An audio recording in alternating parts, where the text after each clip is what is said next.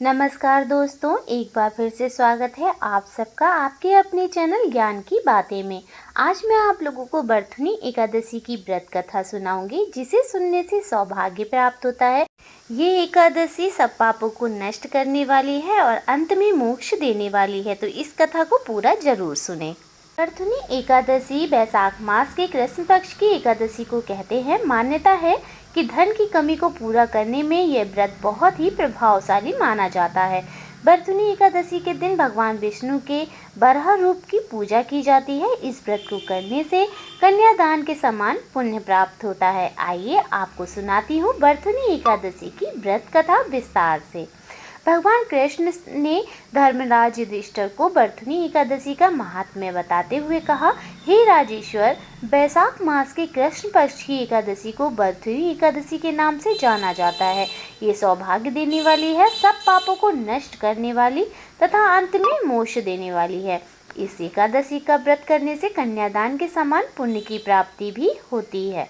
प्राचीन काल में नर्मदा नदी के तट पर मांधाता नामक राजा राज्य करते थे। वह अत्यंत दानशील और तपस्वी थी। एक दिन जब वह जंगल में तपस्या कर रहे थे, तभी न जाने कहां से एक जंगली भालू आया और राजा का पैर चबाने लगा। राजा पूर्वतः अपनी तपस्या में लीन रहे। कुछ देर बाद पैर चबाते चबाते भालू राजा को घसीटकर पास के जंगल में ले गया। राजा बहुत घबराया, मगर तापस धर्म अनुकूल उसने क्रोध और हिंसा ना करके भगवान विष्णु से प्रार्थना की। करुण भाव से भगवान विष्णु को पुकारा। उसकी पुकार सुनकर भगवान श्री हरि विष्णु प्रकट हुए और उन्होंने चक्र से भालू को मार डाला। राजा का पैर भालू पहले ही खा चुका था। इससे राजा बहुत ही शोकाकुल हुए।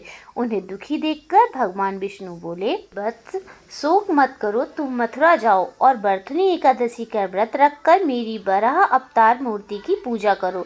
उसके प्रभाव से पुनः सुदृढ़ अंगों वाले हो जाओगे। इस भालू ने तुम्हें जो काटा है, यह तुम्हारे पूर्व जन्म का अपराध था। भगवान की आज्ञा मानकर राजा मांधाता ने मथुरा जाकर श्रद्धा पूर्वक बरथुनी एकादशी का व्रत किया। इसके प्रभाव से राजा शीघ्र ही पुनः सुंदर और संपूर्ण अंगों वाला हो गया। इसी एकादशी के प्रभाव से राजा मांधाता स्वर्ग गए थे। यही थी बरथुनी एकादशी की संपूर्ण कथा। अगर आपको पसंद आई हो तो लाइक शेयर जरूर करें और आपके अपने चैनल ज्ञान की बातें को सब्सक्राइब जरूर करें। धन्यवाद।